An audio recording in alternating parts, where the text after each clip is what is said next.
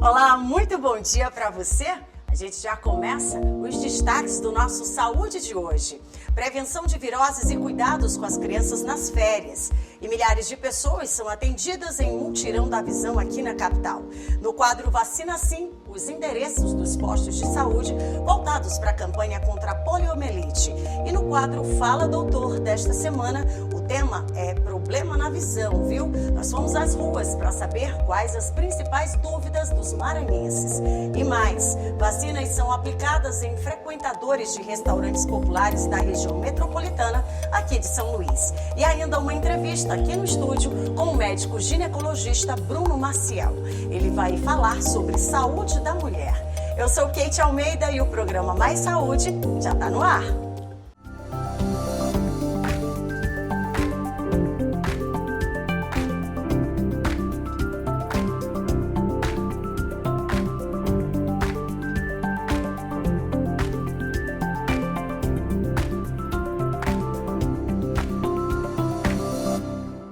Começando o nosso programa, e eu espero que você tenha um excelente domingo, tá? Por aqui, claro, a gente já começa fazendo alertas. Isso porque as viroses nas férias, elas são cada vez mais frequentes. E aí é necessário, claro, ter um pouco mais de atenção com a criançada. E é nessa época em que surgem as preocupações, e são as mais variadas, com a saúde dos pequenos, né? E aí que muitos pais precisam aproveitar para poder conciliar os horários das consultas e verificar como é que está a saúde da criançada. O tempo que a criança tem nas férias é inegociável. Elas querem brincar e se divertir. A diversão acontece e tem que ser vigiada pelos pais. Nesse período de julho, é comum que, em algum momento, a criança fique resfriada, gripada, com algum tipo de virose. Esta mãe sabe bem disso, assim como também conhece as formas de prevenir ou cuidar dos filhos quando surge alguma virose. Nesse período, a gente deixa a criança, aproveitar bem as férias, mas sem deixar de ser criança. Então, um dos cuidados que eu uso com meus filhos no dia a dia, é reforçar a alimentação, tomar bastante vitamina C, e principalmente evitar lugares muito aglomerados, É quase impossível nesse período de férias, mas a gente consegue, E também a gente sabe que nesse período de férias as crianças gostam muito de atividades aquáticas, Piscina, banho de mar e até às vezes chuva. Então, sempre após essas atividades, é importante também reforçar a lavagem dos narizes, sempre lavar com soro, para a retirada do cloro também, Porque às vezes a gente sabe que quando a criança entra na piscina, fica muita bactéria mesmo da água, Então, reforçar a lavagem principalmente.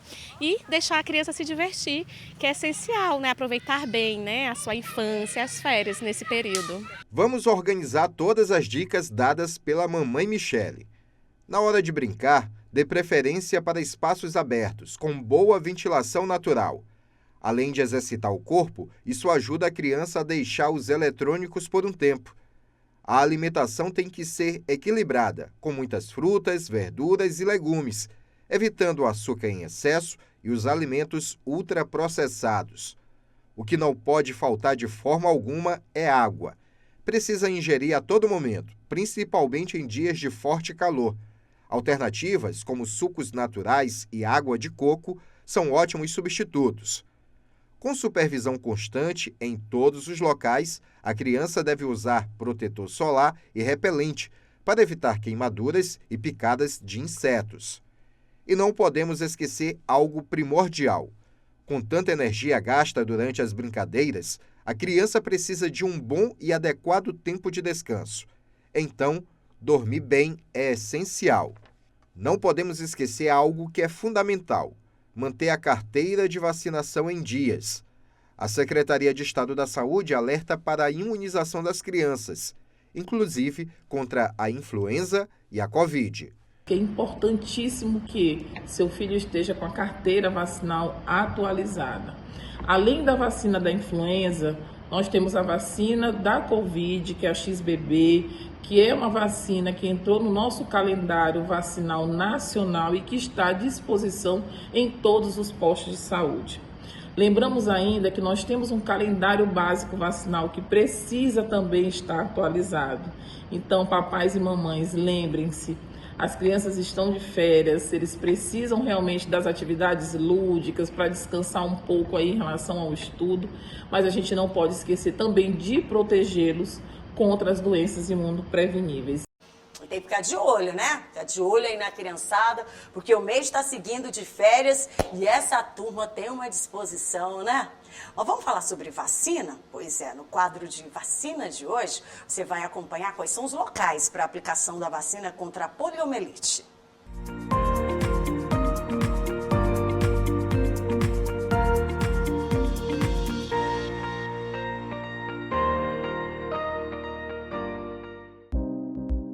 Veja abaixo os pontos para a vacinação contra a poliomielite. Em São Luís, na Policlínica Cidade Operária, Vinhais e Vila Luizão, funcionam das 8 da manhã ao meio-dia, durante a semana e aos sábados. Já no Hospital Aquiles Lisboa, funciona das 8 da manhã às 6 horas da tarde. Já no interior do estado, funciona em todas as unidades básicas de saúde. Para se vacinar, é necessário apresentar um documento oficial com foto e a carteira de vacinação.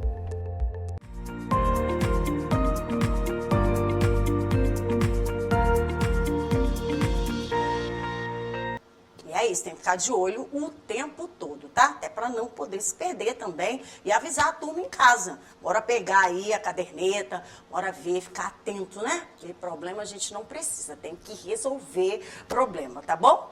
Vamos falar agora sobre o nosso quadro Fala o Doutor desta semana. A gente vai falar sobre os principais cuidados com a visão.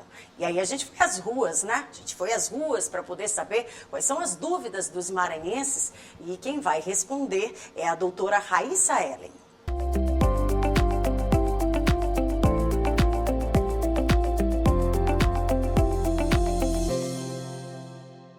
Doutora, eu tenho uma carnezinha no meu olho. O que pode ser? Bom, o pterígio é uma carnezinha que acontece na córnea devido a uma questão genética, mas também uma questão de exposição solar. Eu até costumo falar para meus pacientes que é a carne do trabalhador. Geralmente são pessoas que se expõem muito ao sol. E aí causa essa carnezinha que causa uma inflamação no olho. Deixa o olho vermelho, deixa a visão embaçada, dá lacrimejamento. E uma coisa muito importante, se você tem essa carnezinha do olho, a gente não recomenda passar o óculos, porque o óculos pode ficar com um grau errado de astigmatismo. Então, o recomendado é primeiro fazer o tratamento dessa carnezinha, que é uma pequena remoção que a gente faz, e em seguida, sim, passar o seu óculos com todo cuidado e corretamente. Doutora, poderia nos explicar o que é o glaucoma? Bom, o glaucoma, o que é o glaucoma? O glaucoma é uma doença do nervo óptico, tá? Que tem uma relação direta com a pressão dos olhos altos. É uma alteração no nervo que causa um machucado no nervo do olho. E aí pode causar cegueira. Inclusive, é uma das principais causas de cegueira, infelizmente irreversível. Por isso que é tão importante a gente falar, porque geralmente o paciente, ele não tem nenhum sintoma, só vai sentir a ter um sintoma quando já está muito avançado o glaucoma. Então é importante fazer o exame do fundo do olho, o exame da pressão e também o exame do grau. A gente fala que um exame completo oftalmológico, ele envolve desde a parte do grau, mas o exame do nervo, do fundo do olho e da pressão intraocular, que se tiver alta, ela vai estar acima de 21, que é um dos principais fatores disso do glaucoma. Doutora, o que é catarata? Bom, catarata é uma das principais causas de cegueira, mas é uma cegueira, graças a Deus, reversível. A gente consegue fazer o tratamento, que é a cirurgia de catarata, chamado facectomia, que a gente tira a catarata e corrige a catarata. Para vocês entenderem, dentro do nosso olho, a gente tem uma lente transparente que é chamada cristalino. E com o decorrer dos anos, com o envelhecimento, essa lente que era transparente vai ficando branquinha. E é justamente isso que é a catarata. E aí o tratamento é a remoção dessa massinha branca de dentro do olho, que é a catarata, e dentro a gente coloca uma lente intraocular, fazendo com que o paciente retome a sua visão para longe e até para perto também. Doutora, eu tenho 6 graus de miopia e já está estabilizada. Eu posso fazer minha cirurgia de refrativa? Perfeito, excelente pergunta. Inclusive, essa é a minha área de atuação. Fiz mestrado, fiz residência em Brasília nessa área de atuação, que é a cirurgia de correção do grau, que é a cirurgia a laser, chamada cirurgia refrativa. Para quem que ela é indicada? Para pessoas que têm problemas de grau, que usam óculos. Por exemplo, se você tem miopia, que é a dificuldade de enxergar de longe, astigmatismo, que é a visão embaçada, fica tudo turvozinho, hipermetropia ou presbiopia, que é a dificuldade para perto. Então, se você tiver qualquer um desses problemas de grau, se tiver tudo normal com seus exames da córnea, se você tiver acima de 18 anos e com o grau estabilizado, você pode sim ser um beneficiado de fazer a cirurgia de correção do grau. Eu sou suspeita para falar porque eu já fiz a cirurgia de correção do grau e faz 10 anos que eu não uso mais óculos. Eu tinha miopia e astigmatismo, hoje não tenho mais e enxergo tudo sem óculos.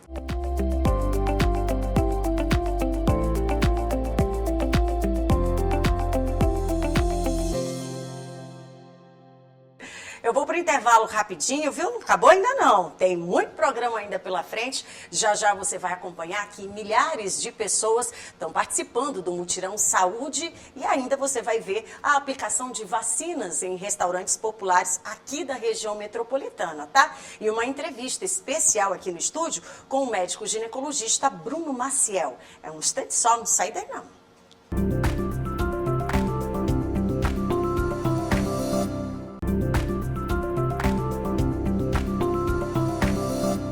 O nosso Mais Saúde está de volta, viu? E agora falando e destacando aqui as ações promovidas pelo governo do estado, que tem beneficiado milhares de pessoas com consultas, cirurgias e entrega de óculos. É o Mutirão da Visão, que tem o objetivo de reduzir consideravelmente o tempo de espera para aquelas pessoas que necessitam dos procedimentos.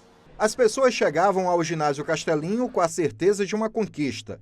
E nesse caso, a conquista é a de enxergar melhor. E para garantir essa conquista, o governo do Maranhão entregou óculos aos pacientes assistidos em mutirões de consultas oftalmológicas. Nós resolvemos fazer um grande mutirão e batemos a meta do Ministério da Saúde. Ultrapassamos até. Foram mais de 600 mil cirurgias.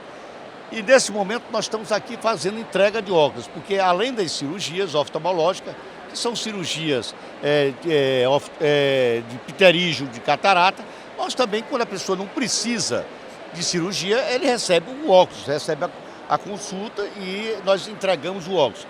No total, mais de 4.000 pessoas foram contempladas com a doação de óculos e com cirurgias de catarata e pterígio. A entrega desses óculos é o retorno da dignidade para esses maranhenses, para essas pessoas que passaram por essas consultas oftalmológicas, bem como aquelas também que foram direcionadas para cirurgias de catarata e pterígio. E não para por aí. O governador Carlos Brandão tem nos orientado a fazer também as cirurgias, né? Após o encaminhamento da consulta. Aqueles pacientes que forem para a cirurgia, eles já são atendidos, já saem com a data marcada e a gente assim consegue atender o maior número de maranhenses. As ações estão sendo garantidas com recursos vindos de emendas federais e estaduais. Na área da saúde é um grande marco, eu tenho certeza absoluta que a forma como estão sendo aplicadas as emendas pelo governador do estado está ajudando muita gente na área da saúde. De janeiro de 2022 a abril de 2024, foram realizadas mais de 30.000 cirurgias oftalmológicas no Maranhão. A proposta é intensificar os mutirões de consultas e fazer a entrega de mais de 50.000 óculos para maranhenses.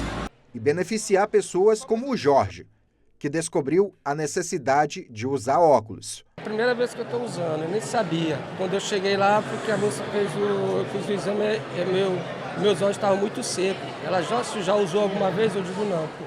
É a primeira vez que eu estou fazendo consulta. Eu digo, aí hoje eu estou aqui, vim buscar meu óculos. Se Deus quiser, vai tá dando tudo certo. E restaurantes populares aqui de São Luís estão servindo de espaço para aplicação de vacinas aos frequentadores. A iniciativa é uma parceria das Secretarias de Desenvolvimento Social e da Saúde. O José foi apenas almoçar no restaurante popular, mas acabou tomando vacina por lá também. A gente está se prevenindo, né? Das doenças, né? Da Covid, da gripe e outras mais. Em parceria das Secretarias de Estado do Desenvolvimento Social e da Saúde, os restaurantes populares da região metropolitana de São Luís serviram de ponto de vacinação. A imunização era bem rápida. O governo do estado, junto com a Secretaria de Estado da Saúde, tem realizado esses momentos oportunos, principalmente em locais de maior fluxo de pessoas. Então, o restaurante popular, ele veio dentro dessa expectativa, nessa movimentação da vacina, para que a gente possa atualizar essas pessoas. A iniciativa teve uma importância muito grande, pois os frequentadores dos restaurantes populares puderam atualizar as carteiras de vacinação. É muito importante para atualizar as carteiras vacinais, né, dos nossos comensais, dos nossos usuários, trazendo a importância dessa vacinação para a nossa população. E eu já estou por aqui sentadinha, viu? Porque no programa de hoje a gente vai bater um papo, o nosso entrevistado já está por aqui, é o médico ginecologista Bruno Maciel. Ele vai falar sobre saúde da mulher. Assunto extremamente importante. Seja muito bem-vindo, doutor. Obrigado, Kate. Eu que agradeço o convite de vocês aí da TV Assembleia. E a gente sabe o quanto é importante a mulherada ficar atenta, né? O tempo todo. Mas hoje a gente vai fazer um recortezinho especial e falar diretamente para essas mulheres que estão naquele planejamento, estão naquela expectativa para poder ter o seu primeiro filho. Eu tenho 3, é uma alegria, a gente sabe disso, e tem aquela espera. Mas o que a mulher tem que ficar atenta, doutor, para essa fase? Kate, a mulher tem que ficar atenta primeiramente e principalmente à idade. A mulher acima dos 35 anos, ela tem uma dificuldade natural de engravidar, só por conta da idade, e também ela pode ter uma dificuldade por conta de algumas doenças que aparecem no decorrer da vida dela, né? A mulher está trabalhando, a mulher está se especializando e está naturalmente postergando a gravidez. E é interessante que essa mesma mulher, doutor, cada vez mais, por conta dessa vida moderna, né? De tantas prioridades que a gente coloca, e não está errado não, viu, gente? Mas existe, né, um tempo, o fator tempo, na hora de você poder, inclusive, engravidar de forma natural, né? Sim, o fator tempo é muito importante. A gente bota um ponto de corte, é o que eu falei, né? 35, algumas publicações falam 37 anos como um ponto de corte para a mulher tentar e ter o seu primeiro filho com uma certa, digamos, um certo conforto. A partir dessa idade, dificuldades poderão aparecer e aí ela vai ter que recorrer a um profissional de reprodução humana, como nós. Mas antes da gente falar sobre essa reprodução humana, doutor, quais são essas, nessa caminhada, o que a gente pode apontar que pode aparecer para dificultar? Até para que a mulher compreenda, né? Porque assim, eu tenho certeza absoluta, a gente fica naquela de observar o corpo, observar absolutamente tudo. Então, para que você que está nesse processo, né? O que precisa se observar que está parecendo que tem aquele sinalzinho, aquela lanterninha vermelha? Olha, primeiramente a gente tem que observar nas mulheres a questão da patologia tubária, os problemas nas tubas uterinas. Os problemas nas tubas uterinas, eles são dificilmente identificados por ela mesma, né? Muitos problemas, especialmente eu venho falar sobre a endometriose. A endometriose é muito importante para a fertilidade e para a mulher em si, né? A endometriose, inclusive, ela é subdiagnosticada, né? Muitas mulheres às vezes têm sintomas de cólicas menstruais, dor na relação sexual, dor quando vai urinar, e aí procura o ginecologista, ele trata só o sintoma, não vai na causa, e aí essa mulher fica perambulando ginecologista por ginecologista, até que ela chega... Numa vida, né? Pois é, até que ela chega em alguém que chama a atenção para a endometriose e pede os exames, que são os exames específicos, ressonância magnética da pelve, ultrassom transvaginal com protocolo para endometriose, com preparo intestinal, e alguns exames de sangue. Então a endometriose é uma das principais causas de infertilidade. Outras que eu posso citar, por exemplo, síndrome de ovários policísticos, são causas ovarianas de infertilidade, e algumas outras doenças clínicas mesmo, que fazem a mulher dificultar a chance de engravidar. Doenças, por exemplo, do colo do útero. Que pode evoluir para um câncer também, né? Câncer de colo do útero. E só um adendo no câncer de colo do útero, para você, o câncer de colo do útero é o câncer mais prevenível dos cânceres da mulher. Ele tem uma evolução muito longa. Então, se você às vezes perde o segmento, você fica 2, 3, 4 anos sem fazer o tal do exame preventivo, ele às vezes não tem muito significado com relação à progressão de um câncer. Entendeu? Então, assim, não desaconselhando as mulheres a fazerem o preventivo. Tem que fazer todo ano exatamente por isso. Porque existem cânceres agressivos, existem cânceres que atacam, mas assim, normalmente o câncer de colo do útero, ele é mega prevenível. E a pessoa realmente só com um time muito grande entre um exame preventivo e outro que consegue, que é diagnosticada com câncer de colo do útero. Entendeu? Deu para ser claro? Sim, sim. Pois é. Agora, doutor, nessa corrida que a gente está traçando aqui, para que você tenha essa ampliação e o entendimento, a gente está descartando aqui, em tempo que a gente faz você compreender, né, esses sinais que o corpo vai dando, né? Existem também outras coisas que é necessário que essa mulher também observe. Por exemplo, se já descartando tudo isso, né, você ainda assim está com dificuldade para poder engravidar, o que mais essa mulher precisa prestar atenção, doutor? Essa mulher precisa prestar atenção em alguns sinais e sintomas próprios da idade, né? A mulher que entra, por exemplo, numa menopausa precoce, ela começa a sentir ondas de calor com 30 anos, isso não é normal. Só não pode confundir com essas temperaturas altas que a gente também está vivendo. É característico. As ondas de calor, como o próprio nome fala, são ondas. A mulher sente aquele calorão, daqui a pouco não está sentindo nada, está tudo normal, está tudo tranquilo. Daqui a pouco, de novo, um calor insuportável e volta a ficar normal. Entendeu? Então, esses fogachos, essas ondas de calor são bem características de um ovário que já está entrando em falência. Então, é uma coisa que a mulher pode observar e já chamar a atenção para, opa, eu tenho pretensão de engravidar no futuro, isso aqui pode me atrapalhar, me dificultar. Já tenho que buscar um profissional, um ginecologista ou mesmo um infertileuta, né? Que é o profissional que trata de infertilidade.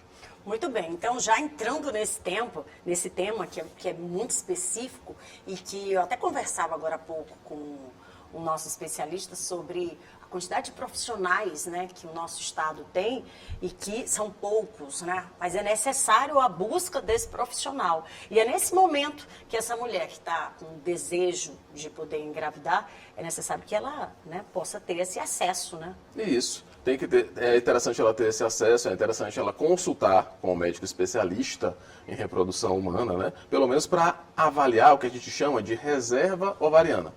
Kate, eu vou te contar uma historinha. A mulher, ela tem um prazo de validade reprodutivo. Ou seja, é como se eu comparasse uma mulher com uma loja. E essa loja da mulher, o estoque da mulher já está colocado ali. Ela só faz gastar, vender os produtos da loja dela, mas ela não consegue repor o estoque. Ao contrário do homem. O homem não, a produção de espermatozoides, ela, exceto os rapazes que têm algum problema, não para. Ela vai todo o tempo renovando o estoque. E em uma ejaculação, o homem ejacula milhões de espermatozoides. A mulher não. A mulher tem em torno, a partir do momento que ela menstrua, de 500 mil óvulos para gastar na vida reprodutiva dela inteira. E ela gasta por ciclo, por menstruação, em torno de 1.000 a 1.500 óvulos. Para um ovular só. Os outros, eles são levados para o que a gente chama de apoptose, que é a morte celular programada. Eles vão para um caminho de atresia e de sumir, né, de desaparecer do corpo dela. Aí, no novo ciclo, ela recruta mais 1.000, 1.500 para poder um ovular e assim sucessivamente, até ela entrar na menopausa. Agora, como é que é feito o tratamento hoje, doutor? Ainda está muito distante, né, de muitas mulheres no sentido da informação. Porque muita gente ainda acha, não consigo, porque é muito caro, né? Muitas mulheres, no caso, sequer sabem como é que funciona, como é que é esse processo. Pois é, os tratamentos de reprodução humana, pessoal, eles se dividem em 3 pilares principais. O coito programado, que é uma orientação àquele casal para ter filho no período fértil, na janela fértil, né, que é um período de 7 dias, aquele papo de relação dia sim, dia não, ou então relação todo dia. A inseminação intrauterina, que muita gente confunde com o processo in vitro, que a gente estava conversando anteriormente. Né? A inseminação intrauterina é só uma ajuda que eu vou dar para o espermatozoide. Eu preparo o espermatozoide no meu laboratório e injeto dentro do útero da mulher e ele vai atrás do óvulo. E a fertilização in vitro, que é para esses casos aí de patologias de trompa, que a gente citou endometriose, por exemplo, sim, a gente pega o óvulo, pega o espermatozoide, faz a junção desses gametas no laboratório, prepara o embrião, e esse embrião ele é cultivado durante 5 dias, e aí a gente põe dentro do útero da mulher o embrião pronto. É um procedimento, digamos, é o top de linha, é o procedimento mais complexo de todo esse processo. Por consequência, ainda assim é caro, mas já foi mais caro. Ele já custava aí em torno de... Posso falar valores? Sim, em torno de, sei lá, uns 100 mil reais, 150 mil reais. Hoje custa em torno de uns 15 a 20 mil reais, dependendo da oferta de óvulos que essa mulher vai ter, dependendo do caso a caso, de se ela vai querer fazer uma análise genética do embrião ou não. E o sucesso desse tratamento, doutor? Sucesso do tratamento. Sucesso do coito programado, em torno de 10 a 15%. Inseminação intrauterina, 20 a 25%. E a fertilização in vitro, 50 a 70%, dependendo de um fator principal que a gente falou no começo, que é a idade da mulher, né? Quanto mais jovem ela é, a gente presume que aquele óvulo é de melhor qualidade. Agora, quando a gente fala sobre todos esses tratamentos que não deixam de ser, digamos, novos, né? Para muita gente. A reprodução humana é uma especialidade recente. Como é que o Maranhão se comporta nesse quesito? O Maranhão, ele não está atrás de estado nenhum do Brasil em relação à aparelhagem, ao laboratório, às condições de tratamento, aos procedimentos que a gente faz. A gente consegue fazer tudo aqui. Todo o processo in vitro é feito aqui, em São Luís. A escassez de profissionais acontece, até porque é uma especialidade que a pessoa tem que gostar e tem que lidar com o negativo, porque imagina, nós ginecologistas e obstetras, a gente tem uma missão de dar notícias boas para aquela mulher. Ah, nasceu o neném, é um parto, é aquela festa. A gente que se especializa em reprodução humana, a gente dá mais resultado negativo do que positivo. Vê a estatística que eu te falei, 80% para não engravidar e 10%, e 15% e 20% para engravidar. Sim. Em determinados procedimentos. Então eu tenho que conviver ainda também com essa parte de apoio psicológico naquele casal, né? De não desistir, de tentar até o fim e de esgotar todas as possibilidades. Então, esse fim seria a idade mesmo, né? A idade mesmo. E aí a gente chama atenção para aquilo que a gente estava conversando também antes. A questão da preservação da fertilidade, que é o congelamento de óvulos, né? A gente, como a mulher está postergando a gravidez cada vez mais, é interessante ela pelo menos saber que existe o congelamento dos óvulos. Ela pode pegar os óvulos dela e manter a chance de ela engravidar da data do congelamento. Vou te dar um exemplo. A mulher congelou os óvulos com 30 anos e ela pretende engravidar com 42. Aos 42, se ela recorrer a esses óvulos para engravidar, ela vai ter a chance de 32 anos de engravidar e de dar certa gravidez. Isso se ela mantiver também um estilo de vida legal, adequado, se ela não se perder da parte ginecológica, digamos assim, da parte hormonal. Eu vou usar um termo rapidamente, assim, só para as pessoas poderem compreender. É possível emprestar também? É possível emprestar também. Isso se chama doação de óvulos. Não existe uma legislação específica, mas o nosso Conselho Federal de Medicina ele tem uma resolução que tem força de lei. E ele prevê a cessão de óvulos por parentes de até 4º grau para aquela paciente que está precisando de óvulos, ou até o outro lado, vendo do outro lado da paciente que tem, que é a nossa realidade do estado, né? Ela tem bastante óvulo, a reserva ovariana dela é muito boa, só que ela não tem condições financeiras de arcar com um tratamento de infertilidade, né? De congelar esses óvulos, de fazer embriões, de tentar engravidar. Essa paciente ela pode entrar no processo de doação compartilhada. Uma pessoa que tem uma reserva ovariana muito baixa, ela vai custear o tratamento dessa mulher e os óvulos que essa mulher conseguir vão ser divididos para as duas, tanto para cedente como para receptora. Elas nunca vão se conhecer, vão entrar em consultas em dias diferentes e esse processo está previsto na resolução, tem todo o amparo legal, não tem problema nenhum com relação a isso. Né? A não ser a parte psicológica da pessoa, poxa, estou doando óvulo, será meu filho meu, tal, não sei o que. Tem gente que tem esses conceitos, mas se você se abstiver desses conceitos, dá para fazer tranquilamente e com acessibilidade, né? Você não paga nada, você faz o tratamento de congelamento de óvulos ou de embriões e sem custo. Muito bem. Doutor, eu queria que, claro, que existem muitas dúvidas ainda, eu tenho certeza absoluta que você aí do outro lado deve estar assim com a cabecinha, principalmente quem está nesse processo, né, já de busca, inclusive de preparação. Queria que o senhor, para essas mulheres e para o nosso público de forma geral, deixasse o seu contato, o seu @ lá nas redes sociais, para que as pessoas possam ir buscar também, tirar dúvidas. Vamos lá, eu tenho um bordão chamado Fala Descomplicados, né? Inclusive eu sou conhecido no meu nicho como Fala Descomplicados, né? Então eu tenho um canal no YouTube chamado Fala Descomplicados e a gente tem o Instagram é meu próprio, Dr. Bruno Maciel. Muito bem. A gente vai colocar aqui, tá? Não se preocupa não, vai estar aqui nos caracteres para que você possa, então, buscar o doutor Bruno, tirar aí outras dúvidas que você tenha. Exatamente. Queria lhe agradecer, viu, doutor? Eu que agradeço a oportunidade. A gente sabe que é um assunto muito complexo, né? E muito difícil para muitas pessoas também que estão nessa luta, né? E que não conseguiram até agora engravidar e que precisavam, de repente, de um bate-papo como esse para renovar as forças. Exatamente. É importante a gente simplificar tudo, deixar o complexo simples. Isso é o que é importante, né? É por isso que a gente prevê essa linguagem mais acessível para todo mundo e tentar entender. E assim a gente vai levando, difundindo informação. Democratizar a informação é muito importante, né? Então, se é o seu caso, se você deseja congelar óvulos, procura um profissional de reprodução humana que ele vai te dar todo o caminho e o caminho não é tão caro, não. É isso, viu? Estamos indo embora. Esse foi o nosso programa, viu? O Mais Saúde de hoje. Para você, claro, um bom início de semana. E a gente se encontra, se Deus quiser, próximo domingo, às 9 da manhã. Tchau, gente!